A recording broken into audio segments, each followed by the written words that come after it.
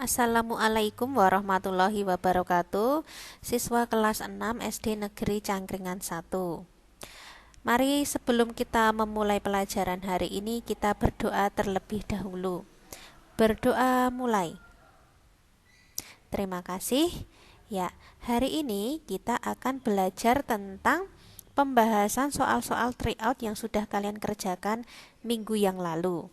Perhatikan baik-baik dan siapkan alat belajarnya. Siap semua? Ya, siapkan alat belajarnya ya. Kita mulai pembahasannya. Ya, pada slide pertama ini yaitu kita belajar tentang matematika, tentang jarak, kecepatan, dan waktu. Kita membaca soal berikut ini. Kalian simak baik-baik. Bu Rani mengendarai sepeda motor dari rumah menuju rumah Bu Naila. Bu Rani menuju rumah Bu Naila ya. Berkecepatan rata-rata 30 km per jam. Melalui rute dan waktu yang sama, Bu Naila menuju rumah Bu Rani mengendarai mobil berkecepatan rata-rata 50 km per jam. Jarak rumah Bu Rani dan Bu Naila 24 km. Selisih jarak yang ditempuh Bu Rani dengan Bu Naila saat berpapasan adalah. Untuk mempermudah kalian memahami soal cerita ini, kalian bisa membuat sebuah gambar. Gambarnya bisa garis lurus seperti ini, kemudian dari Bu Rani nih. Bu Rani kecepatan 30 km per jam menuju rumah Bu Naila. Nah, Bu Naila menuju rumahnya Bu Rani dengan kecepatan 50 km per jam. Nah, ini di dalam kotak warna pink ini itu jarak kedua rumah mereka itu 24 km. Nah, dari sini kita akan menghitung selisih jaraknya pada slide berikutnya. Ya, mari kita akan menghitungnya berdasarkan soal cerita Bu Rani dan Bu Naila tadi. Dalam menuliskan soal cerita, kita menuliskan dulu diketahui, tanya, jawab. Pertama diketahui kecepatan rata-rata Bu Rani 30 km per jam, kecepatan rata-rata Bu Naila 50 km per jam, jarak rumah Bu Rani dan Bu Naila 24 km, waktu berangkat sama. Nah, ini kamu tulis dulu. Kalau menjawab sebuah cerita matematika itu kalian tulis diketahui seperti ini. Kemudian tanya. Yang ditanyakan adalah selisih jarak. Kalau sudah, kemudian jawab. Jawab selisih jarak sama dengan jarak yang panjang dikurangi jarak yang pendek. Kita cari dulu waktu berpapasan. Nah, rumusnya adalah jarak bagi kecepatan 1 tambah kecepatan 2, yaitu 24 km per 30 tambah 50. Sama dengan 24 per 80 kali 60 menit sama dengan 18 menit. Karena sudah diketahui waktu berpapasan, maka kita akan cari jarak berpapasan. Rumusnya adalah jarak berpapasan Bu Rani sama dengan kecepatan kali waktu sama dengan 30 km per jam kali 18 menit sama dengan 9 km.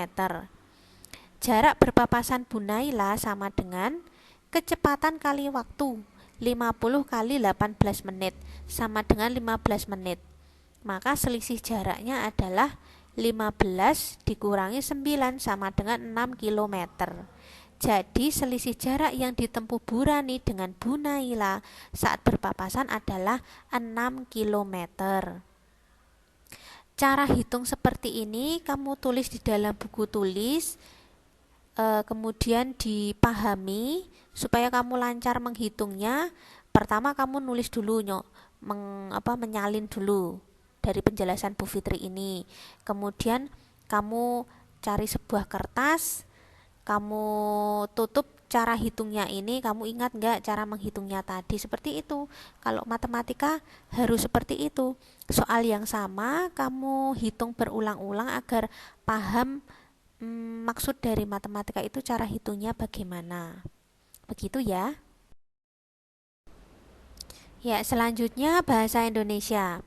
Ada berdasarkan pertanyaan yang Bu Fitri tanyakan beberapa waktu lalu, apa sih kesulitan kalian selama mengerjakan soal tryout? Ada beberapa teman kamu yang mengatakan sulit dalam pemahaman jenis paragraf. Nah, di sini Bu Fitri berikan penjelasan lagi. Perhatikan paragraf berikut ini.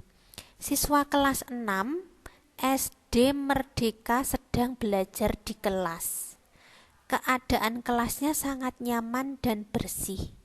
Korden kelas dibuka agar sinar matahari dapat masuk ke kelas.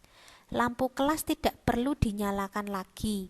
Kipas angin dihidupkan agar suasana lebih sejuk. Semua siswa dapat mengikuti pelajaran dengan semangat. Jenis paragraf tersebut adalah, nah, jenis paragrafnya itu adalah deskripsi. Kenapa deskripsi? Deskripsi itu adalah atau artinya menggambarkan sebuah benda, tempat yang bisa dilihat dengan mata.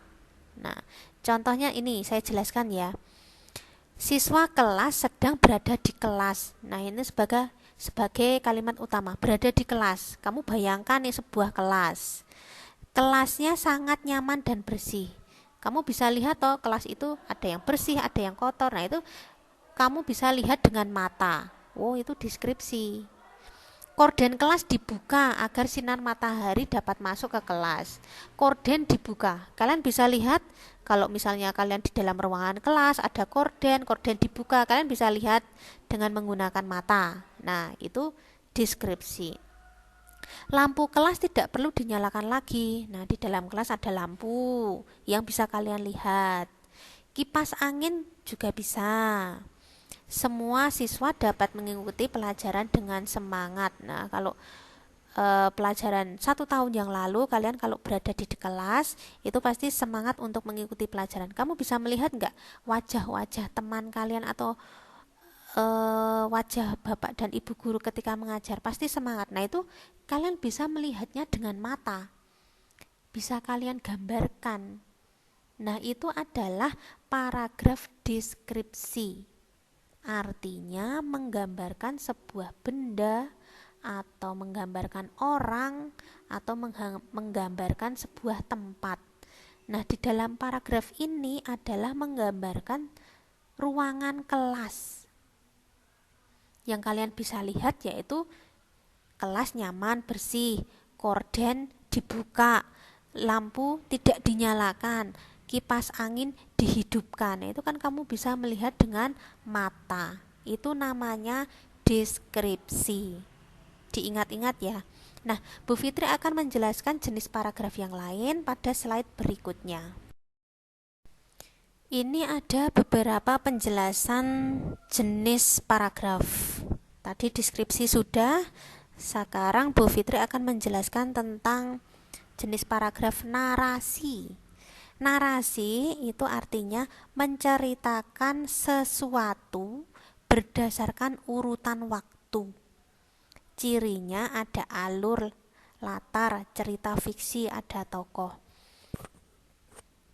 Biasanya ini tentang cerita rakyat atau cerita perjalanan kamu jalan-jalan ke Pantai Parangtritis. Itu kan ada urutan waktunya.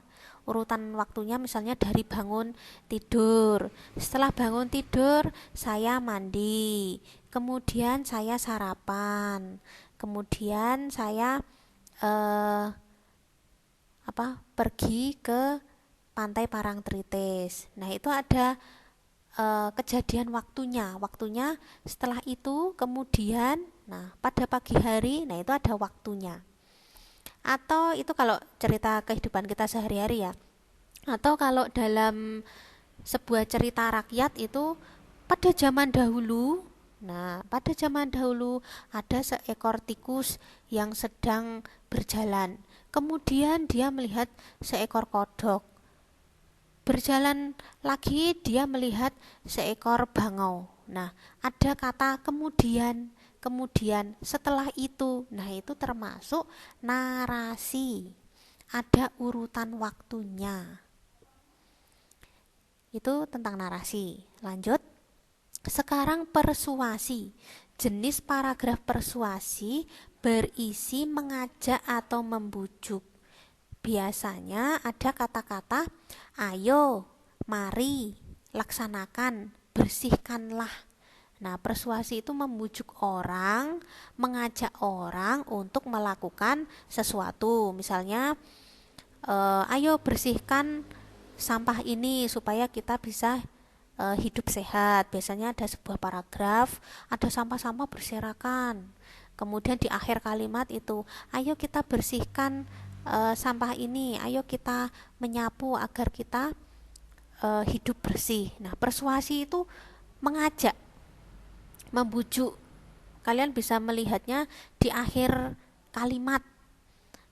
Atau kalau ada kata-kata ayo laksanakan, bersihkanlah. Nah, itu membujuk, itu persuasi. Kemudian kalau deskripsi sudah ya. Kemudian selanjutnya adalah argumentasi. Argumentasi berisi pendapat disertai dengan alasan yang kuat, bukti untuk meyakinkan. Argumentasi itu adalah paragraf tentang alasan. Mengapa kamu sakit perut? Nah, terus kamu diceritakan nih, karena kemarin saya tidak cuci tangan, karena kemarin saya makan sembarangan. Nah, itu argumentasi, alasan. Mengapa kamu tidak berangkat sekolah? Nah, terus kamu menceritakan tuh dalam sebuah paragraf. Saya kemarin tidak berangkat sekolah karena sepatu bolong, jadi tidak berangkat sekolah. Karena saya bangun kesiangan, karena saya harus membantu ayah mencangkul di sawah. Nah, itu argumentasi, sebuah alasan, tapi disertai dengan bukti-bukti. Buktinya apa kalau kamu tidak masuk kelas? Nah, itu buktinya misalnya bajunya kotor karena kemarin pergi ke sawah gitu. Nah, itu adalah argumentasi, sebuah paragraf yang berisi tentang pendapat, alasan, tapi disertai dengan bukti yang meyakinkan. Nah, ini kalian bisa tulis semuanya ini, kalian pahami, nanti kalau ada soal yang sama tentang jenis paragraf kalian bisa mengetahuinya. Baiklah, kita lanjutkan pada mata pelajaran berikutnya, yaitu IPA, tentang sistem peredaran darah. Nah, kemarin Bu Fitri tanya tentang kesulitan dalam IPA, itu ternyata ada beberapa teman kalian yang kesulitan dalam memahami sistem peredaran darah. Nah, pertama kalian pahami dulu bentuk gambarnya yang sering muncul di soal-soal tryout. Nah, kan gambarnya seperti ini ya. Pertama itu atas ini ada paru-paru, jantung, terus ini ada tubuh, tapi biasanya cuma kotak-kotak.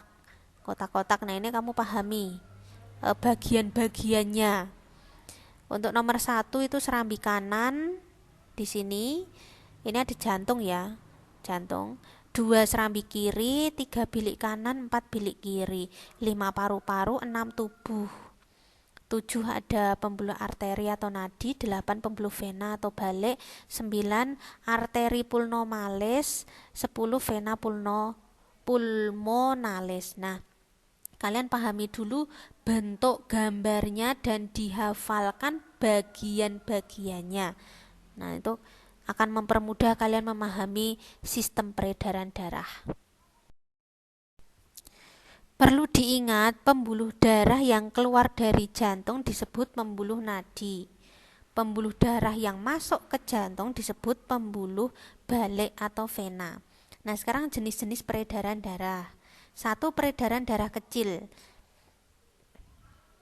Peredaran darah kecil ini pada intinya hanya 3 langkah ini, yaitu jantung menuju ke paru-paru, menuju ke jantung lagi. Nah, untuk angka-angka ini kalian bisa melihat pada gambarnya tadi, maka kalian harus menggambar dan menulis bagian-bagiannya. Itu pertama adalah 3, 9, 5, 10, 2. Nah, ini kalian bisa tulis 3 tadi apa? Nah, 9 tadi apa, 5 tadi apa, 10, kemudian 2 itu apa.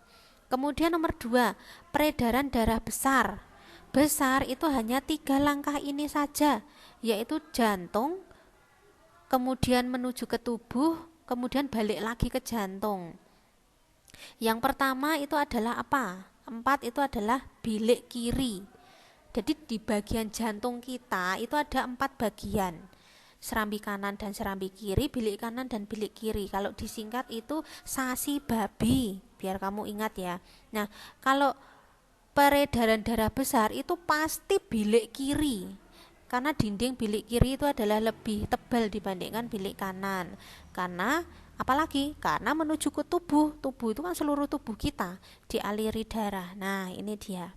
Kemudian nomor 3, peredaran darah bersih. Peredaran darah bersih itu yang mengandung oksigen. Oksigen itu didapat di paru-paru. Maka peredaran darah bersih itu mulai setelah dari paru-paru. Angkanya adalah 10, 2, 4, 7. Nah, kemudian untuk yang nomor 4, peredaran darah kotor atau miskin oksigen. Miskin oksigen itu artinya mengandung karbon dioksida. Karbon dioksida itu dikasihkan oleh sel tubuh. Maka peredaran darah kotor itu mulai setelah dari tubuh tadi, yaitu 8139. Nah, kenapa Bu Fitri ini menuliskan angka-angka ini? Angka-angka ini nanti tugas kalian adalah menuliskan bagian-bagian dari angka-angka ini. Pertama kalian gambar dulu, kemudian kalian tulis kembali jenis peredaran darah. Dari peredaran darah kecil, besar, peredaran darah bersih dan kotor.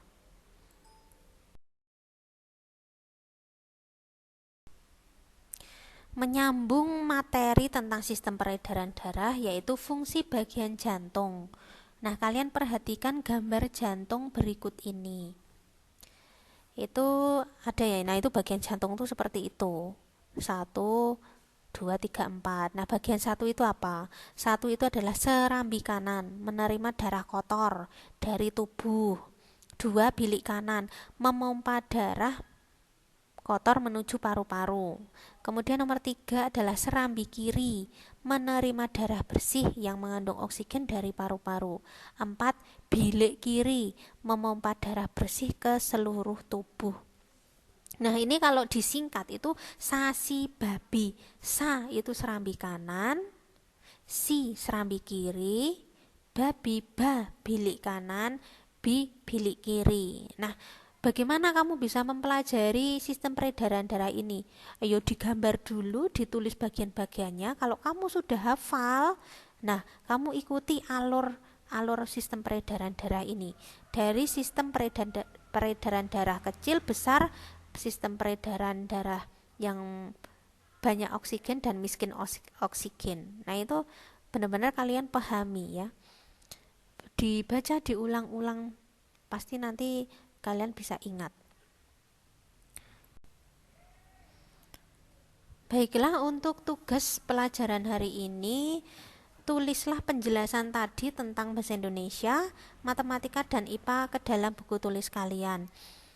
Nah, yang terpenting dalam belajar tryout ini, selain kalian memahami materi, juga sering latihan. Nah, di sini Bu Fitri menjelaskan kembali, maka kalian bisa menulis kembali catatannya. Agar apa ya? Agar kalian ingat nanti kalau menemui soal yang sama dengan materi yang Bu Fitri berikan ini, kalian bisa menjawabnya dengan maksimal. Baiklah, saya akhiri pelajaran hari ini. Untuk anak-anak hebatku kelas 6, kalian tetap belajar ya untuk mempersiapkan ujian akhir nanti agar kalian mendapatkan nilai yang maksimal, agar bisa mendapat sekolah yang sesuai yang kalian inginkan. Ingat, terus-terus belajar, jangan sampai malas. Walaupun BDR seperti ini, harus terus rajin belajar. Dengan cara apa? Ya diulang-ulang terus soal-soal yang Bu Fitri berikan itu kalian baca terus, kalian latihan terus. Nah, itu tips sukses kalian bisa mendapatkan nilai maksimal. Baiklah, saya akhiri sampai di sini. Wassalamualaikum warahmatullahi wabarakatuh.